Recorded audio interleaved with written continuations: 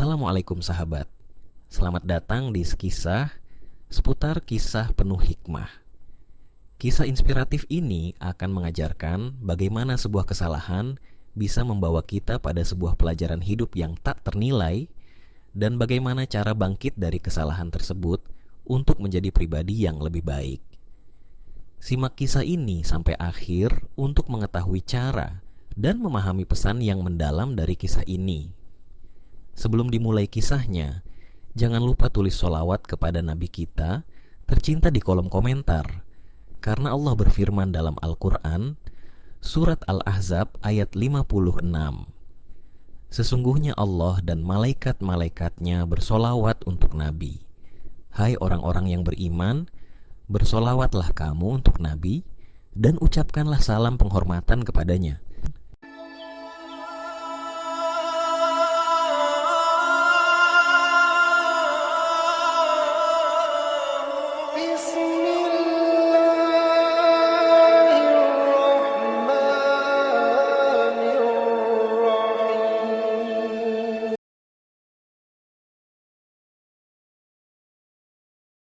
Di sebuah kampung kecil yang jauh dari hiruk-pikuk kota, hiduplah seorang penjual bakso bernama Pak Taufik.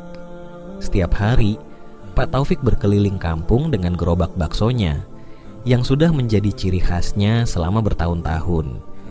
Dengan senyum ramah dan sapaan hangat, ia selalu berhasil menarik perhatian para pelanggan setianya. Bakso yang dijualnya terkenal lezat dan murah, membuat banyak orang mengaguminya sebagai penjual yang jujur dan murah hati. Namun, di balik senyum manis dan keramahan itu, Pak Taufik menyimpan rahasia besar yang hanya dia ketahui. Sebenarnya, ia tidak menggunakan daging sapi seperti yang diklaimnya kepada para pelanggan. Untuk menghemat biaya dan mendapatkan keuntungan lebih besar, Pak Taufik memilih jalan yang tidak halal, menggunakan daging tikus sebagai bahan utama baksonya. Dia berpikir, siapa yang akan tahu? Rasanya kan tetap enak, dan harga daging tikus jauh lebih murah daripada daging sapi. Kehidupan sehari-hari Pak Taufik berjalan dengan lancar, tanpa ada yang curiga dengan praktek haram yang dilakukannya. Setiap pagi, sebelum berkeliling menjajakan baksonya, ia akan pergi ke pasar gelap untuk mendapatkan pasokan daging tikus. Dengan hati-hati, dia mencampur daging tersebut dengan bumbu-bumbu khas yang membuat baksonya tetap terasa lezat di lidah. Meski begitu, ada sesuatu yang selalu mengusik batin Pak Taufik. Setiap kali mendengar azan berkumandang, hatinya bergetar. Dia tahu apa yang dilakukannya adalah dosa besar, tetapi godaan harta dan keuntungan cepat membuatnya terus bertahan dalam kemaksiatan tersebut. Nanti saja tobatnya, yang penting sekarang bisa menafkahi keluarga, pikirnya. Kehidupan keluarganya pun tampak bahagia di mata tetangga. Istri dan anak-anaknya tidak pernah tahu sumber rezeki mereka berasal dari praktek yang tidak halal. Mereka menganggap Pak Taufik sebagai suami dan ayah yang bertanggung jawab dan penuh kasih. Setiap bulan, ia bahkan menyisihkan sebagian penghasilannya untuk bersedekah, berharap bisa menghapus dosa-dosanya. Namun, seiring waktu, hati Pak Taufik mulai dihantui oleh perasaan bersalah yang semakin kuat. Setiap kali dia melihat anak-anaknya tertawa bahagia, dia merasa seperti seorang penipu. Sampai kapan aku bisa terus seperti ini? Gumamnya dalam hati. Meski demikian, Pak Taufik tetap melanjutkan rutinitasnya, seolah-olah tidak ada yang salah dalam hidupnya. Hingga suatu hari, Pak Taufik mendengar kabar dari masjid setempat bahwa akan diadakan program umroh murah bagi para jamaah yang ingin berangkat ke Tanah Suci. Kesempatan ini membuat hatinya berdebar-debar. Mungkin ini saatnya aku memperbaiki diri, pikirnya. Meski ada rasa takut dalam hati, dia memutuskan untuk mendaftar dengan harapan bisa membersihkan dosa-dosanya selama ini. Namun, Pak Taufik tidak tahu bahwa keputusan untuk berangkat umroh ini akan membuka jalan bagi azab yang sudah lama menunggunya. Sebuah perjalanan yang akan menguji keimanannya dan membuatnya sadar bahwa setiap perbuatan ada balasannya, baik di dunia maupun di akhirat. Setelah mendaftar untuk program umroh murah di masjid, Pak Taufik mulai mempersiapkan segala sesuatunya dengan penuh semangat. Dia merasa ini adalah kesempatan besar untuk bertobat dan memperbaiki hidupnya. Setiap malam sebelum tidur, dia berdoa memohon ampunan kepada Allah atas dosa-dosa yang telah dilakukannya selama ini. Namun, meskipun hatinya bertekad untuk berubah, rasa takut dan cemas masih terus menghantuinya. Seiring dengan persiapan yang dilakukannya, mulai muncul beberapa tanda-tanda aneh yang membuat Pak Taufik merasa tidak tenang. Suatu hari, saat sedang mengaduk adonan bakso di dapurnya, tiba-tiba dia melihat seekor tikus besar melintas di depan matanya. Tikus itu tidak seperti tikus biasa, tubuhnya lebih besar dan matanya memancarkan sinar yang menyeramkan. Pak Taufik tertegun sejenak, namun dia segera mengusir tikus itu dengan kasar. "Ah, cuma tikus biasa," gumamnya, mencoba meyakinkan diri. Namun, tikus-tikus itu terus muncul. Setiap kali dia ingin memulai memasak bakso, selalu saja ada tikus yang mengintai dari sudut dapur. Bahkan, jumlah mereka semakin bertambah, seolah-olah sedang mengelilingi dan mengawasinya. Pak Taufik mulai merasa gelisah, tapi dia tetap mengabaikan perasaan tersebut dan terus bekerja seperti biasa. Menjelang keberangkatan umroh, Pak Taufik juga mulai mengalami mimpi-mimpi buruk. Dalam mimpinya, dia melihat dirinya berada di sebuah tempat yang gelap dan sempit, dikelilingi oleh tikus-tikus yang ganas. Tikus-tikus itu menggigit dan mencakar tubuhnya, membuatnya berteriak kesakitan. Ketika terbangun, keringat dingin membasahi tubuhnya. Namun, dia menepis mimpi itu sebagai sekadar bunga tidur, meskipun hatinya semakin resah. Ketika hari keberangkatan umroh tiba, Pak Taufik merasa campur aduk antara senang dan cemas. Dia berharap perjalanan ini akan membawanya pada ketenangan jiwa dan pengampunan. Bersama rombongan jamaah lain, dia berangkat menuju tanah suci dengan hati yang berdebar. Setibanya di Makkah, dia merasa kagum dan terharu melihat Ka'bah di hadapannya. Air mata pun tak terbendung saat dia melakukan tawaf, mengelilingi Ka'bah dengan penuh keikhlasan. Namun, kegembiraan itu tidak berlangsung lama. Saat tengah berada di Masjidil Haram, Pak Taufik kembali dihantui oleh penglihatan yang aneh. Ketika sedang berdoa, dia merasakan ada sesuatu yang merayap di kakinya. Dia menunduk dan betapa terkejutnya ketika melihat seekor tikus besar merangkak di atas kakinya. Pak Taufik terkejut dan spontan berteriak, tetapi orang-orang di sekitarnya tidak melihat apa-apa. "Mungkin aku hanya kelelahan," pikirnya mencoba menenangkan diri. Kejadian ini berulang kali terjadi selama Pak Taufik berada di Makkah. Setiap kali dia ingin mendekatkan diri kepada Allah, tikus-tikus itu muncul, mengganggu, dan membuatnya merasa tidak nyaman. Bahkan, saat dia melaksanakan sa'i di antara Bukit Syafa dan Marwah, bayangan tikus-tikus itu terus mengusik pikirannya, seolah-olah mereka sedang mengejarnya. Puncak dari semua ini terjadi ketika Pak Taufik sedang bermalam di Mina untuk melaksanakan ibadah melempar jumrah. Malam itu, dia kembali mengalami mimpi buruk. Dalam mimpinya, dia berada di sebuah pasar gelap yang penuh dengan tikus-tikus besar yang sedang memakan daging mentah. Saat dia mencoba melarikan diri, tiba-tiba dia terjatuh ke dalam sebuah lubang gelap, dan di dasar lubang itu, dia melihat gerobak baksonya sendiri. Dari dalam gerobak itu, ratusan tikus keluar, menyerangnya dengan ganas. Dia terbangun dengan teriakan yang membuat orang-orang di sekitarnya terkejut. Azab yang ditakutkannya mulai terasa nyata. Tubuhnya mulai merasakan sakit yang tidak biasa. Setiap sendi terasa nyeri dan langkahnya semakin berat. Dia merasa seperti ada beban berat yang menekan tubuhnya setiap kali dia mencoba bergerak. Dalam hati, dia tahu ini adalah akibat dari perbuatannya selama ini. Dia mulai menyadari bahwa tidak ada tempat di dunia ini yang bisa menyembunyikan dosa-dosanya. Namun, azab yang dialaminya belum berakhir. Pak Taufik mulai merasa semakin terisolasi. Orang-orang di rombongannya mulai menjauh karena melihatnya sering berbicara sendiri dan terlihat ketakutan. Dia merasa terasing, seperti tidak ada yang bisa memahami penderitaannya. Setiap kali dia mencoba untuk berdoa, bayangan tikus-tikus itu terus mengusik pikirannya, membuatnya sulit untuk fokus dan khusyuk. Setelah mengalami serangkaian kejadian aneh dan mengerikan selama ibadah umroh, Pak Taufik merasa hidupnya sudah berada di ujung tanduk. Rasa takut dan cemas yang terus-menerus menghantuinya membuat dia tidak bisa menikmati ibadahnya dengan khusyuk. Setiap malam, tikus-tikus dalam mimpinya semakin nyata, seolah-olah memberi peringatan atas dosa-dosa yang pernah dia lakukan.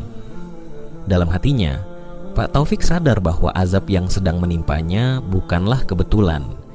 Dia tahu bahwa ini adalah balasan dari Allah atas perbuatannya selama ini. Perasaan bersalah yang dulu sering dia abaikan kini terasa semakin menghimpit, membuatnya tidak bisa berpura-pura lagi. Dia tidak bisa lari dari kenyataan bahwa dia telah menipu banyak orang dengan menjual bakso dari daging tikus. Setelah kembali ke penginapan, Pak Taufik merasa tidak sanggup lagi menahan beban di hatinya. Dia pun memutuskan untuk mencari saran dan bimbingan dari seorang ustadz yang ikut dalam rombongannya. Ustadz tersebut dikenal sebagai sosok yang bijaksana dan dihormati oleh para jamaah. Pak Taufik memberanikan diri mendekati Ustadz Syamsul, seorang pria paruh baya dengan janggut yang memutih dan wajah penuh ketenangan. Di sebuah sudut masjid, setelah melaksanakan sholat maghrib, Pak Taufik memohon waktu kepada Ustadz Syamsul untuk berbicara secara pribadi. Ustadz Syamsul menyambutnya dengan ramah dan mereka pun duduk di sebuah tempat yang tenang. Dengan suara bergetar dan mata yang berkaca-kaca, Pak Taufik menceritakan semua yang telah dia lakukan dan alami. Dia mengakui bahwa selama bertahun-tahun dia telah menggunakan daging tikus untuk membuat bakso yang dijualnya. Dia juga menceritakan tentang mimpi-mimpi buruk yang dialaminya, serta tikus-tikus yang terus mengganggunya selama berada di tanah suci. Ustadz, saya merasa ini adalah hukuman dari Allah. Saya tidak tahu lagi harus berbuat apa, ujar Pak Taufik dengan suara penuh penyesalan. Ustadz Syamsul mendengarkan dengan seksama, tanpa memotong cerita Pak Taufik. Setelah mendengar seluruh pengakuan tersebut, Ustadz Syamsul menghela napas panjang. Pak Taufik, Allah Maha Pengampun dan pintu taubat selalu terbuka bagi siapa saja yang benar-benar ingin kembali kepadanya. Namun, taubat tidak hanya cukup dengan menyesali perbuatan dosa, tetapi juga harus diiringi dengan tindakan nyata untuk memperbaiki kesalahan tersebut. Pak Taufik terdiam, merasa bahwa nasihat Ustadz Syamsul sangat benar dan menyentuh hatinya. Lalu, apa yang harus saya lakukan, Ustadz? Tanyanya dengan suara lirih. Pertama-tama, Pak Taufik harus bertaubat dengan sepenuh hati dan berjanji untuk tidak mengulangi perbuatan dosa tersebut. Setelah itu, Pak Taufik harus memperbaiki hubungan dengan Allah melalui salat dan zikir, serta memperbanyak amal soleh. Dan yang tidak kalah penting, Pak Taufik harus berani mengakui kesalahan ini kepada orang-orang yang telah ditipu dan berusaha mengganti kerugian mereka semampunya. Jelas Ustadz Syamsul dengan suara lembut namun tegas. Pak Taufik merasa semakin terbebani. Mengakui kesalahan kepada para pelanggannya bukanlah hal yang mudah. Namun, dia tahu bahwa ini adalah satu-satunya jalan untuk membersihkan dirinya dari dosa. Ustadz, saya takut jika mereka akan marah dan membenci saya, kata Pak Taufik dengan nada putus asa. Ketakutan itu wajar, Pak Taufik. Tapi ingatlah, lebih baik kita mendapatkan hukuman di dunia daripada di akhirat. Jika kita benar-benar bertaubat, Allah akan memberi jalan keluar. Mintalah pertolongan kepadanya dengan tulus, dan yakinlah bahwa Allah tidak akan membiarkan hambanya yang bertaubat dengan ikhlas dalam kesulitan yang berlarut-larut. Ustadz Syamsul menambahkan dengan penuh keyakinan. Pak Taufik mengangguk pelan. Meskipun hatinya masih diliputi rasa takut, dia merasa ada secercah harapan. Malam itu, di hadapan Ka'bah yang suci, Pak Taufik menangis terseduh-seduh, memohon ampunan kepada Allah. Dia menyesali semua perbuatan dosanya dan berjanji untuk berubah. Dia juga berdoa agar diberikan kekuatan untuk mengakui kesalahannya kepada para pelanggan dan masyarakat setibanya di kampung nanti. Ketika subuh tiba, hati Pak Taufik terasa sedikit lebih ringan. Meskipun masih ada rasa khawatir, dia mulai merasakan ketenangan yang belum pernah dia rasakan sebelumnya. Dia sadar bahwa perjalanan menuju pengampunan masih panjang, tetapi dengan bimbingan dari Ustadz Syamsul, dia yakin bahwa dia sedang berada di jalan yang benar. Setelah menyelesaikan ibadah umroh, Pak Taufik dan rombongan jamaah lainnya bersiap untuk kembali ke tanah air. Dalam perjalanan pulang, hatinya terus bergemuruh dengan berbagai pikiran. Nasihat Ustadz Syamsul masih terngiang di telinganya, memberikan semangat sekaligus mengingatkan Pak Taufik akan langkah besar yang harus dia ambil setibanya di rumah. Aku harus berani, gumamnya dalam hati, meskipun ada rasa takut yang terus mengganggu. Sesampainya di kampung, Pak Taufik disambut dengan penuh kegembiraan oleh istri dan anak-anaknya. Mereka terlihat sangat bahagia menyambut kepulangan ayah yang telah menunaikan ibadah di Tanah Suci. Namun, di balik senyuman hangat keluarganya, Pak Taufik merasakan beban yang semakin berat di pundaknya. Dia tahu saatnya telah tiba untuk menghadapi konsekuensi dari perbuatannya. Malam itu, setelah semua orang tidur, Pak Taufik merenung sendirian di ruang tamu. Pikiran tentang bagaimana harus mengakui perbuatannya kepada para pelanggan dan tetangga membuatnya tidak bisa tidur. Dia memutuskan untuk memulai pengakuannya esok hari dengan mengumpulkan semua pelanggan setianya dan tetangga-tetangganya. Keesokan paginya, Pak Taufik dengan penuh tekad mengundang beberapa orang yang selama ini menjadi pelanggan setianya ke rumahnya. Dia juga mengundang beberapa tetua kampung, termasuk Pak RT, untuk hadir. Istrinya merasa aneh dengan undangan tersebut, tetapi Pak Taufik hanya berkata bahwa ada sesuatu yang penting yang ingin dia sampaikan. Setelah semua orang berkumpul, Pak Taufik memulai dengan menceritakan kisah perjalanannya ke Tanah Suci. Dia berbicara tentang kebahagiaan dan ketenangan yang dia rasakan selama di sana, tetapi juga tentang pergulatan batin yang tidak bisa dia abaikan. Perlahan-lahan, dia mulai menceritakan tentang dosa besar yang telah dia lakukan selama bertahun-tahun. Setiap kata yang keluar dari mulutnya terasa berat, tetapi dia tahu ini adalah satu-satunya jalan untuk menebus kesalahannya. Aku telah menipu kalian semua, kata Pak Taufik dengan suara serak dan mata yang berkaca-kaca. Selama ini, bakso yang kalian beli dariku bukanlah dari daging sapi seperti yang kalian kira. Aku menggunakan daging tikus untuk membuatnya. Suasana di ruangan itu mendadak hening. Para pelanggan dan tetangga yang mendengar pengakuan tersebut tampak terkejut dan tidak percaya. Beberapa dari mereka bahkan terlihat marah dan kecewa. Pak RT yang selama ini mengenal Pak Taufik sebagai orang yang baik dan jujur pun terdiam, tidak tahu harus berkata apa. Pak Taufik menundukkan kepalanya, merasa malu dan bersalah. Aku tahu perbuatanku ini tidak bisa dimaafkan begitu saja. Aku hanya bisa memohon ampunan dari Allah dan dari kalian semua. Aku siap menerima apapun hukuman atau ganjaran yang kalian anggap pantas. Salah seorang pelanggan yang dikenal sebagai orang yang tegas dan tidak segan mengungkapkan ketidakpuasannya berdiri. Pak Taufik, apa yang telah kau lakukan adalah sebuah pengkhianatan besar. Kami semua merasa ditipu, dan ini bukan hanya soal uang, tapi soal kepercayaan dan kehormatan. Bagaimana kau bisa tega melakukan ini kepada kami? Pak Taufik merasa semakin kecil di hadapan semua orang. Dia menyadari betapa besar kesalahan yang telah dia perbuat. Namun, sebelum amarah semakin memuncak, Ustadz Syamsul yang juga hadir dalam pertemuan itu berbicara dengan tenang. Saudara-saudara, mari kita ingat bahwa kita semua adalah hamba Allah yang tidak lepas dari dosa. Memang, apa yang dilakukan Pak Taufik adalah kesalahan besar. Namun, dia telah berani mengakui dosanya di hadapan kita semua dan di hadapan Allah. Mari kita lihat ini sebagai kesempatan untuk bersama-sama memperbaiki diri. Allah Maha Pengampun, dan kita pun sebagai umatnya seharusnya bisa memberi kesempatan bagi orang yang ingin bertobat. Kata-kata Ustadz Syamsul membuat suasana menjadi lebih tenang.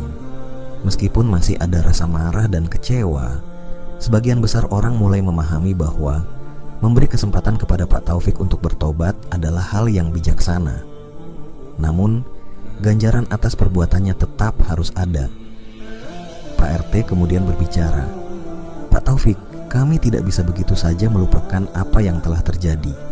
Namun, jika kau benar-benar ingin bertobat, kami akan memberi kesempatan. Kau harus mengganti kerugian semua pelangganmu dan mengembalikan uang yang pernah mereka bayarkan. Selain itu, kau harus berhenti dari usaha bakso ini dan mencari pekerjaan lain yang halal. Jika kau setuju dengan syarat ini, kami akan berusaha untuk memaafkanmu." Pak Taufik mengangguk dengan penuh rasa syukur. Dia tahu bahwa hukuman ini adalah bagian dari proses tobatnya, dan dia bersedia untuk menerima apapun yang harus dia jalani. Dengan bantuan Ustadz Syamsul, dia mulai bekerja keras untuk mengembalikan uang para pelanggannya, meskipun itu berarti dia harus menjual sebagian dari harta bendanya. Hari-hari berikutnya, Pak Taufik mulai menjalani hidup yang lebih sederhana. Dia tidak lagi menjual bakso dan mulai mencari pekerjaan lain yang lebih halal, meskipun dengan penghasilan yang jauh lebih kecil. Dia juga terus mendekatkan diri kepada Allah, memperbanyak salat dan zikir, serta mengikuti pengajian di masjid bersama Ustadz Syamsul. Meskipun hidupnya tidak lagi seberlimpah dahulu, Pak Taufik merasakan ketenangan yang selama ini tidak pernah dia rasakan. Beban dosa yang dulu menghantuinya kini perlahan-lahan terasa berkurang. Para tetangga yang awalnya menjauh pun lambat laun mulai menerima kembali kehadirannya, melihat kesungguhannya dalam bertobat dan memperbaiki diri. Teman-teman, kisah Pak Taufik adalah cermin bagi kita semua, bahwa tak ada dosa yang dapat disembunyikan dari pandangan Allah. Dari kisah ini, kita belajar bahwa kejujuran dan integritas adalah harta yang tak ternilai, dan bahwa Allah selalu memberikan kesempatan kedua bagi mereka yang benar-benar ingin kembali kepadanya. Semoga kita semua dapat mengambil hikmah dari perjalanan hidup Pak Taufik dan senantiasa menjaga diri dari godaan untuk berbuat salah. Wallahu a'lam bishawab. Wassalamualaikum warahmatullahi wabarakatuh.